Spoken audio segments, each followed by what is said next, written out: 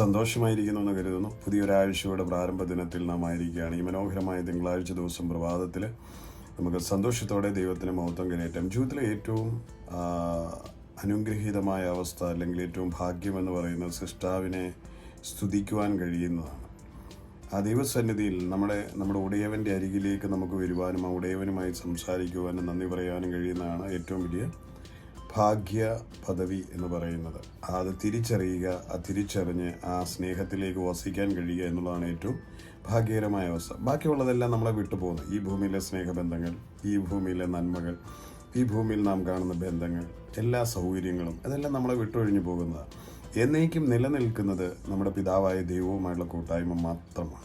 അപ്പം ആയതുകൊണ്ട് ആ ബന്ധത്തിൽ ഇപ്പോൾ തന്നെ നമുക്ക് ഉറയ്ക്കുവാൻ കഴിയുന്നെങ്കിൽ ഏറ്റവും ശ്രേഷ്ഠകരമായ കാര്യം അത് തന്നെയാണ്. സ്വതം അതിലേക്ക് മടങ്ങി വരിക എന്ന് പറയുന്നത് അതൊരു വലിയ തിരഞ്ഞെടുപ്പ് തന്നെയാണ്. സ്വതം അതൊരു വലിയ തിരഞ്ഞെടുപ്പാണ്. ദൈവം നമ്മെ തിരഞ്ഞെടുക്കുന്നതാണ്. സ്വതം അത് ഓർത്ത് ദൈവത്തിന് സ്വതന്ത്രം ചെയ്യാം. അങ്ങനെ തിരഞ്ഞെടുക്കപ്പെട്ട് എന്നെ കേൾക്കുന്ന പ്രിയമുള്ളവർ, ദൈവത്തെ അറിയുവാൻ കഴിഞ്ഞ സർവശക്തനായ ദൈവം, സൃഷ്ടിതാവായ ദൈവം, ജീവനുള്ള ദൈവം, ഏകദൈവം, ആ നല്ല രക്ഷകനും കർത്താവുമായ യേശുവിനെ അറിഞ്ഞ് ആ കർത്താവിന് മഹത്വം കരയറ്റാൻ കഴിയുന്നതിൽ ഒരു ലുബ്ധതയും വിചാരിക്കരുത്, ഒരു പരിമിതിയും കൽപ്പിക്കരുത്. എപ്പോഴൊക്കെ പറ്റുമോ അപ്പോഴൊക്കെയും ദൈവമേ നന്ദി, കർത്താവേ സ്തോത്രം, എൻ്റെ യേശുവിന് നന്ദി, എൻ്റെ യേശുവെ നടത്തിയതിനായി സ്തോത്രം. ആ ഒരു ബന്ധത്തിലേക്ക് എന്ന് പറഞ്ഞാൽ ആ ഒരു പ്രണയബന്ധത്തിലേക്ക് തന്നെ നാം നമ്മെ ഉറപ്പിക്കേണ്ടത് അത്യന്താപേക്ഷിതമാണ്. നമ്മുടെ ചിന്തകൾ, നമ്മുടെ വിചാരങ്ങളെയൊക്കെ പിടിച്ചുലയ്ക്കുന്ന, അതിൽ നിന്ന് വ്യതിചലിപ്പിക്കുന്ന എല്ലാ സാഹചര്യങ്ങളിൽ നിന്നും വിട്ടൊഴിഞ്ഞു നിൽക്കുവാൻ നാം ശ്രദ്ധിക്കേണ്ടതും അത്യന്താപേക്ഷിതമാണ്. നമ്മെ ആകർഷിക്കുന്ന ഒരുപാട് ഘടകങ്ങൾ ഈ ലോകത്തുണ്ട്. നമ്മെ ആകർഷിക്കുകയും സ്വാധീനിക്കുകയും താൽക്കാലിക മോഹഭോഗങ്ങളിലേക്ക് നമ്മളെ വലിക്കുകയും ചെയ്യുന്ന ഒരുപാട് കാര്യങ്ങളുണ്ട്. സൗകര്യങ്ങളാകാം, സുഖ സൗകര്യങ്ങളാകാം, നയനാനന്ദകരമായ കാര്യങ്ങളാകാം, നല്ല തോട്ട്സുകളാകാം, നമ്മളെ ആനന്ദിപ്പിക്കുന്ന കാര്യങ്ങളാകാം. ഇതൊക്കെ നമ്മെ സ്വാധീനിക്കാം. പക്ഷെ അതിനേക്കാൾ എല്ലാം ഉപരി ശാശ്വതമായ ഒന്ന് എനിക്ക് വേണ്ടി ഉണ്ട്, അതിനെ പിരിഞ്ഞെനിക്കൊന്നും വേണ്ട എന്ന ഉറച്ച തീരുമാനമെടുക്കുന്നതാണ് ഏറ്റവും വലിയ വിജയകരമായ മാനുഷിക തീരുമാനം. അതിൽ ഉറച്ചു നിന്നുകൊണ്ട്, ആ തീരുമാനത്തിൽ ഉറച്ചു നിന്നുകൊണ്ട് അതിൽ മുൻപോട്ട് പോകാൻ കഴിയുകയാണെങ്കിൽ സ്വതം അവരെ പോലെ ഭാഗ്യമുള്ളവർ മറ്റാരുണ്ട്. സ്തോത്രം. മനുഷ്യനെപ്പോഴും ഇരുമനസ്സുള്ളവനാണ്. തൻ്റെ വഴികളിലൊക്കെയും അസ്ഥിരനായിരിക്കുമെന്ന യാക്കോബിൻ്റെ ലേഖനം പറയുന്നു. ഇരുമനസ്സുള്ള മനുഷ്യൻ തൻ്റെ വഴികളിലൊക്കെയും അസ്ഥിരനായിരിക്കും. എന്നാൽ ക്രിസ്തുവിൽ ഏകാഗ്രചിത്തരായിരിക്കുന്നവരെ ഓർത്ത് ദൈവത്തിന് സ്തോത്രം. അവർ ഏറ്റവും ഭാഗ്യമുള്ളവർ. അവർ ഈ ഭൂമിയിലും നിത്യതയിലും ഏറ്റവും ഭാഗ്യമുള്ളവരായിരിക്കും. അങ്ങനെ ഒരു മനസ്സിനായി നമുക്ക് പിതാവിൻ്റെ സന്നിധിയിൽ പ്രാർത്ഥിക്കുവാൻ കഴിയണം. സ്തോത്രം. ഞാനൊരു വചനഭാഗം ഒന്ന് ഓർപ്പിച്ച് പ്രാർത്ഥിക്കുവാനായിട്ട് ആഗ്രഹിക്കുകയാണ്. തീത്തോസിൻ്റെ ലേഖനം 3-ാം അധ്യായത്തിൻ്റെ 5-ാമത് വാക്യമാണ്. അവൻ നാം ചെയ്ത നീതി പ്രവർത്തികളാലല്ല, തൻ്റെ കരുണ പ്രകാരം അത്രേ രക്ഷിച്ചത്. സ്തോത്രം. അപ്പോൾ നമ്മെ ദൈവം രക്ഷിച്ചു എങ്കിൽ അത് ദൈവത്തിൻ്റെ കരുണയാണ്. ഇന്ന് ആ രക്ഷ അനുഭവിക്കുന്ന, എന്നെ കേട്ടുകൊണ്ടിരിക്കുന്ന എല്ലാ പ്രിയപ്പെട്ടവരും ആ ദൈവത്തിൻ്റെ കരുണയ്ക്കായിട്ട് നന്ദി പറയാൻ മറന്നു പോകരുത്. സ്തോത്രം. അത് എത്ര പറഞ്ഞാലും അതൊന്നും കൂടി പോകത്തില്ല. എപ്പോഴും പറയാൻ കഴിയുമെങ്കിൽ ഏറ്റവും നല്ലത്. അത് ദൈവസന്നിധിയിൽ ഏറ്റവും പ്രസാദകരമായ കാര്യമാണ്. നന്ദിയുള്ള ഹൃദയം എന്ന് പറയുന്നത് ദൈവസന്നിധിയിൽ ഏറ്റവും പ്രത്യേകകരം.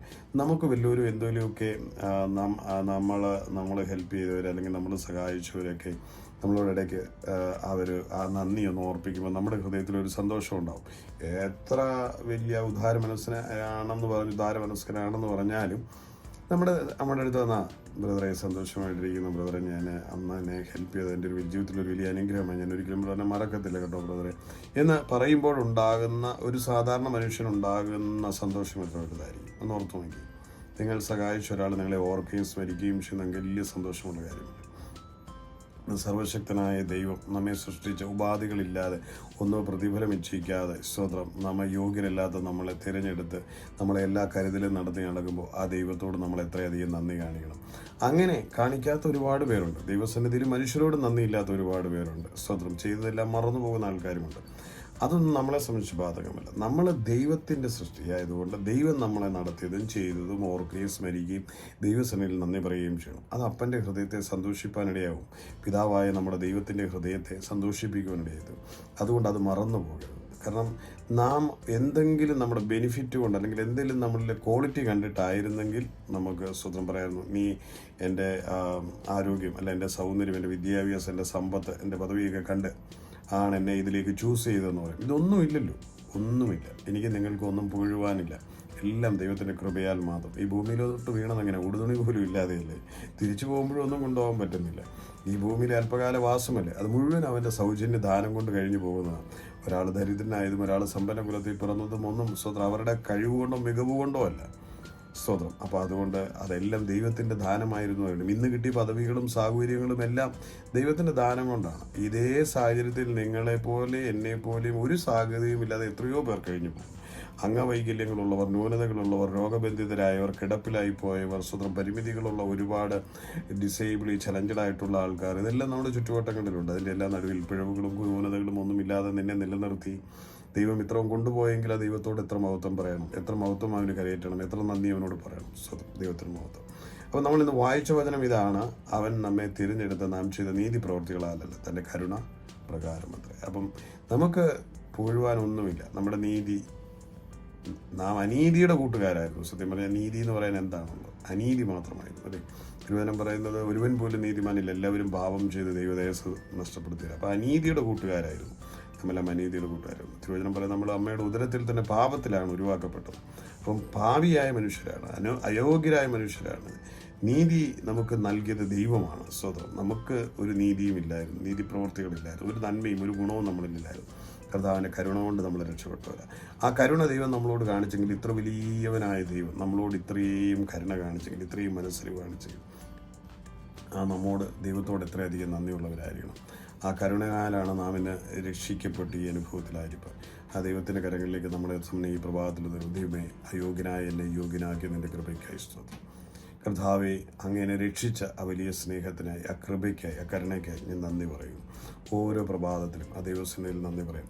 നന്ദിയുള്ള ഹൃദയത്തോടെ ദൈവസന്നിധിയിൽ നാം ആയിരിക്കുന്നുവെങ്കിൽ ദൈവം തൻ്റെ ഊഷ്മളമായ സ്നേഹത്താൽ നമ്മെ നിറയ്ക്കുകയും ദൈവത്തിൻ്റെ മഹത്വം നമ്മളിലൂടെ ലോകത്തെ കാണിച്ചു കൊടുക്കുവാൻ, വർണ്ണിക്കുവാൻ ഇടയാക്കി തരികയും ചെയ്യും. നമ്മളുമായി ചേർന്ന് നിൽക്കുന്നവർ, നമ്മളോട് സ്നേഹവും നന്ദിയും ഉള്ളവരെ നമ്മൾ എത്രയധികമായി പ്രോത്സാഹിപ്പിക്കുകയും എത്രയധികം കൈത്താങ് കൊടുക്കുകയും ഉയർത്തുകയും പ്രശംസിക്കുകയൊക്കെ അവരെ ചെയ്യുന്നെങ്കിൽ, സ്വർഗത്തിലെ ദൈവത്തിന് എന്നിലും നിങ്ങളിലും പ്രശംസിക്കുവാൻ കാരണമായി തരണം. അവൻ എൻ്റെ മകനാണ്, അവൾ എൻ്റെ മകളാണ്, അവരെൻ്റെ സ്വന്തമാണ്, എൻ്റെ കുഞ്ഞാണ്. അവൾ എന്നെ ഓർക്കുമ്പോൾ അവൾ എന്നോട് കാണിക്കുന്ന സ്നേഹത്തിനും നന്ദിക്കും ഞാൻ എത്രയധികമായി പ്രതിഫലം ചെയ്യണം. ദൈവസന്നിധിയിൽ നന്ദിയുള്ളവരെ തീർച്ചയായിട്ടും ദൈവം മാനിക്കുകയും ഉയർത്തുകയും ചെയ്യും. ദൈവത്തോടും മനുഷ്യരോടും നന്ദിയില്ലാത്തവർ എന്തെല്ലാം കിട്ടിയാലും പിറുപിറുപ്പ് മാത്രമുള്ള ജീവിതങ്ങളിൽ സ്വതന്ത്രം ഒരിക്കലും ഒരു നന്മയും പ്രതീക്ഷിക്കരുത്. എന്നാൽ ദൈവസന്നിധിയിൽ അല്പമാകട്ടെ സ്വതന്ത്രം നിങ്ങൾ കിട്ടുന്ന ചെറുതും വലുതുമായ ഏത് സാഹചര്യങ്ങളുടെ മുന്നിലും ദൈവത്തോട് നന്ദി പറയുവാൻ, എല്ലാ പ്രഭാതത്തിലും ദൈവത്തോട് നന്ദി പറയുവാൻ, എല്ലാ രാവിലും ദൈവത്തോട് നന്ദി പറയുവാൻ, ദൈവസന്നിധിയിൽ നമുക്ക് നമ്മളെ തന്നെ ഒന്ന് സമർപ്പിക്കുവാൻ കഴിയുന്നെങ്കിൽ അത്രയും ശ്രേഷ്ഠകരമായത് മറ്റെന്താണുള്ളത്? എന്നെ കേൾക്കുന്ന പ്രിയമുള്ളവരെ, ഇന്ന് പകല് സ്തോത്രം, ഈ പ്രഭാതം ദൈവത്തോട് ഇതുവരെ നടത്തിയതിന് നന്ദി പറയണം. തന്നിരിക്കുന്ന എല്ലാ സൗകര്യങ്ങൾക്കും നന്ദി പറയണം. കർത്താവ് നമ്മളെ തിരഞ്ഞെടുത്തതിന്, അങ്ങനെ ഞങ്ങളോട് കരുണ കാണിച്ചതിന് നന്ദി പറയണം. സ്തോത്രം, സമ്പൂർണ്ണമായി നമ്മെ തന്നെ കർത്താവിന് സമർപ്പിക്കണം. എന്നിട്ട് സ്തോത്രം, ഈ ആഴ്ച ആരംഭിക്കണം. ഈ ആഴ്ച കർത്താവ് അങ്ങയുടെ ഹിതങ്ങൾ എന്നിൽ വെളിപ്പെടുത്തണമേ. ഈ ആഴ്ച എൻ്റെ ജീവിതം ഒരു അനുഗ്രഹമാക്കി തീരണമേ.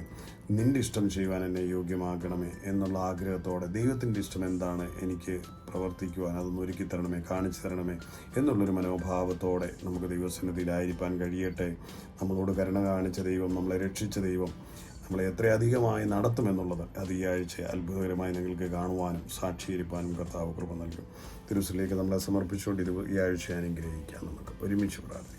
കരുണാസമ്പന്നനായ ഞങ്ങളുടെ സ്വർഗീയ പിതാവേ, ഞങ്ങളുടെ പുത്രൻ, ഞങ്ങളുടെ രക്ഷിതാവുമായ യേശുവിൻ്റെ നാമത്തിൽ തിരുസലിലേക്ക് വരികയാണ്. ഈ പ്രഭാതം ഞങ്ങൾക്ക് ദാനമായി നൽകിയതിനായി സ്തോത്രം. ഒരാഴ്ച കൂടി തരികയാണല്ലോ, ഒരു ദിനം കൂടി ഞങ്ങൾക്ക് നൽകിയല്ലോ. കർത്താവെ, അങ്ങയുടെ നാമത്തെ ഉയർത്തുവാനും അങ്ങേക്ക് സൗരഭ്യമാകുന്ന നിലയിൽ, പ്രസാദകരമാകുന്ന നിലയിൽ ഞങ്ങളുടെ ജീവിതത്തെ തീർക്കുവാനും സഹായിക്കണമേ. കൊടുക്കൽ വാങ്ങലുകൾ, യാത്രകളെല്ലാം തിരുകരങ്ങളിൽ ഞങ്ങളെ ഏൽപ്പിക്കുക. കർത്താവിൻ്റെ കൃപയത്തിൽ പോയി പൊതിയുമാറാകണമേ എന്ന് പ്രാർത്ഥിക്കുന്നു. സംസാരങ്ങളെ കർത്താവെ ഉപ്പിനാൽ രുചി വരുത്താക്കി തീർക്കണമേ. മറ്റുള്ളവർക്കൊരു അനുഗ്രഹമാക്കി ഞങ്ങളെ മാറ്റണമേ എന്ന് പ്രാർത്ഥിക്കുന്നു. ഞങ്ങളുടെ ആരോഗ്യത്തെയും ആയുസ്സിനെയും എല്ലാം അങ്ങയുടെ കരങ്ങളിൽ തരുന്നു. കർത്താവ്, ഞങ്ങളുടെ സൗഹൃദങ്ങളെല്ലാം അങ്ങയുടെ കരങ്ങളിൽ തരുന്നു. ബന്ധങ്ങൾ ബന്ധങ്ങളെയും ഈ ഭൂമി നൽകിയ എല്ലാ നന്മകളെയും അങ്ങയുടെ കരങ്ങളിൽ നൽകി അനുഗ്രഹിക്കുന്നു. കർത്താവെ ഐശ്വര്യമായി നടത്തണമേ. ഇന്ന് പകൽ കർത്താവെ ഞങ്ങളുടെ സ്നേഹിതർക്കായി, ഉറ്റവർക്കായി, ഉടയവർക്കായി പ്രാർത്ഥിക്കുന്നു. കുടുംബാംഗങ്ങളെ ഓരോരുത്തരെയും ഓർക്കുന്നു. പ്രത്യേകിച്ച് ചാനൽ വണ്ണിൽ ഓരോ കുടുംബത്തെയും ഓർക്കുന്നു. തലമുറകളെ ഓർക്കുന്നു. ഇന്ന് പരീക്ഷാ ഹാളിൽ പോകുന്ന കുഞ്ഞുങ്ങളെ ഓർക്കുന്നു. അവരുടെ പഠനവും ബുദ്ധിയും ജ്ഞാനവും എല്ലാം പ്രകാശിപ്പിക്കണമേ എന്ന് പ്രാർത്ഥിക്കുന്നു. ഉന്നത വിജയങ്ങൾ അവർക്ക് നൽകുമാറാകണമേ എന്ന് പ്രാർത്ഥിക്കുന്നു. കർത്താവിൻ്റെ ജ്ഞാനം കൊടുക്കണം. പരിശുദ്ധാത്മാവ് കൂടി ഇരിക്കണമേ കർത്താവെ. അതുപോലെ ജോലി സംബന്ധമായ ബന്ധങ്ങളുമായി കടന്നു പോകുന്ന പ്രിയപ്പെട്ടവർക്ക് അനുഗ്രഹമായ വഴികളും വാതിലുകളും തുറക്കണമേ. ദൈനംദിന വരുമാനങ്ങളുടെ പരിമിതികളിൽ നിന്ന് ബന്ധപ്പെടുന്നവർക്ക് നിറവാർന്ന വഴികൾ തുറന്നു കൊടുക്കണമേ എന്ന് പ്രാർത്ഥിക്കുന്നു. കുടുംബജീവിതങ്ങൾ അനുഗ്രഹിക്കണമേ. ബന്ധങ്ങളിലെ ഉലച്ചിലുകൾ മാറ്റണമേ. സൗഹൃദങ്ങൾ അനുഗ്രഹമാക്കി തീർക്കണമേ എന്ന് പ്രാർത്ഥിക്കുന്നു. കർത്താവെ, ഇന്ന് കടന്നു പോകുന്ന തീച്ചൂളുകളും പ്രതിസന്ധികളും പ്രശ്നങ്ങളും സകലതും നന്മയ്ക്കാക്കി കൂടി വ്യാപരിക്കുന്ന ദൈവകാര്യങ്ങളെ തരുന്നു. പ്രതിസന്ധികളെ ജയിപ്പാനുള്ള തരണം ചെയ്യാനുള്ള കൃപ കൊടുക്കണമേ. ബലഹീനതകളെ ജയിപ്പാനുള്ള കൃപ കൊടുക്കണമേ. ദൈവസ്നേഹത്തിൽ ഉറ്റുവസിപ്പാൻ കൃപ കൊടുക്കണമേ. നന്മ ചെയ്യുവാനുള്ള കൃപ കൊടുക്കുമാറാകണമേ എന്ന് പ്രാർത്ഥിക്കുന്നു. ഓരോരുത്തരും അനുഗ്രഹിക്കുക കർത്താവെ. അങ്ങ് ഞങ്ങൾക്ക് വേണ്ടിയുള്ള പദ്ധതി നന്മയ്ക്കായിട്ടാണെന്ന് ഞങ്ങൾ തിരിച്ചറിയുന്നു. കർത്താവെ, കടന്നു പോകുന്ന എല്ലാ പ്രതിസന്ധികളിലും അവിടെ ഞങ്ങൾക്ക് വേണ്ടി ഒരു പോക്കുവഴി ഒരുക്കിയിട്ടുണ്ടെന്ന് ഞങ്ങൾ വിശ്വസിക്കുന്നു. തൃക്കരങ്ങളിലേക്ക് ഞങ്ങൾ സമർപ്പിക്കുകയാണ്. കർത്താവ് അതിശയകരമായി നടത്തണമേ. ദൈവം ലോകത്തിന് മുൻപിൽ ഞങ്ങളെ ഒരു സാക്ഷ്യമാക്കി അതിരങ്ങൾ തുറന്ന് ഞങ്ങൾക്ക് പറയണം, യേശു ഞങ്ങളുടെ ജീവിതത്തിൽ ചെയ്തു എന്ന് പറയുമാർ. ഇന്ന് പകരം എന്നെ കാണുന്ന ഓരോ പ്രിയപത്രോരുടെ ജീവിതത്തിലെയും പ്രതിസന്ധികളെ അനുഗ്രഹമാക്കി തീർക്കണമേ എന്ന് പ്രാർത്ഥിക്കുന്നു. കർത്താവെ, ഇന്നത്തെ ദിവസവും ഈ ആഴ്ച നേരിടേണ്ട സകല സാഹചര്യം തിരുക്കരങ്ങളിൽ തരിക. അപ്പൻ നേരിട്ടിടപെടുകയും അപ്പൻ്റെ കരസ്പർശമുള്ള അത്ഭുത സാക്ഷ്യങ്ങളുമാക്കിയവയെ രൂപപ്പെടുത്തണമേ എന്ന് പ്രാർത്ഥിക്കുന്നു. ഉള്ളങ്കരങ്ങളിൽ തരും. നിരാശകൾ വിട്ടുപോകട്ടെ. ഭയങ്ങൾ വിട്ടുമാറട്ടെ. കർത്താവെ, സ്വന്തം ശൂന്യതകൾ മാറട്ടെ. നിറവുകളെ ഞാൻ വിളിച്ചു കൊടുക്കുന്നു. കർത്താവെ, ഉള്ളങ്കരങ്ങളിലേക്ക് തിരിയുകയാണ്. കർത്താവെ, ആത്മീയമായി ഈ ആഴ്ച കൂടുതൽ അങ്ങയുമായി പറ്റിച്ചേർന്നിരിപ്പാൻ, കൃപകളാൽ ജ്വലിക്കപ്പെടുവാൻ, നിറവാർന്ന് അങ്ങേ പ്രാർത്ഥിപ്പാൻ, ആരാധിപ്പാൻ കർത്താവ് കൃപ നൽകണമെന്ന് പ്രാർത്ഥിക്കും. ഉള്ളങ്കരങ്ങളിൽ തരുന്നു. ആദ്യമായി കാണുന്നവരെ അനുഗ്രഹിക്കുന്നു. ഈ മീറ്റിംഗ് ഓൺലൈനിൽ വാച്ച് ചെയ്യുന്ന സകല പ്രിയപ്പെട്ടവരെയും അനുഗ്രഹിക്കുന്നു. കൃപയുടെ കരങ്ങളിൽ തരുന്നു. പിതാവ് പ്രാർത്ഥന കേൾക്കുന്ന കൃപയ്ക്കായി സ്തോത്രം. യേശുവിൻ നാമത്തിൽ തന്നെ. ആമേൻ, ആമേൻ, ആമേൻ. കർത്താവ് നാമേവരെയും ഐശ്വര്യമായി അനുഗ്രഹിക്കട്ടെ. സ്വതം നിങ്ങളുടെ പ്രയർ റിക്വസ്റ്റുകൾ ആ ഫോൺ നമ്പറിൽ ടെക്സ്റ്റ് ചെയ്യാം. സാക്ഷ്യങ്ങളും പങ്കുവയ്ക്കാം. അതുപോലെ ചാനലുകൊണ്ട് സബ്സ്ക്രൈബ് ചെയ്യാത്ത ആരെങ്കിലും ഉണ്ടെങ്കിൽ സബ്സ്ക്രൈബ് ചെയ്യണം. നമ്മുടെ പരസ്യയോഗങ്ങൾ, ഉപവാസ പ്രാർത്ഥനകൾ, കൺവെൻഷനുകൾ, നമ്മുടെ മീറ്റിങ്ങുകളൊക്കെ അതിനകത്തുണ്ടല്ലോ. പ്രിയപ്പെട്ടവർക്കൊക്കെ അത് ഷെയർ ചെയ്ത് കൊടുക്കുകയും മറ്റുള്ളവരോട് യേശുവിൻ്റെ സ്നേഹത്തെ പങ്കുവയ്ക്കുകയും ചെയ്യണമെന്ന് ഓർപ്പിക്കുന്നു. God bless you. Love you. നിങ്ങളുടെ പ്രിയ സഹോദരൻ മനോജ് മാത്യു.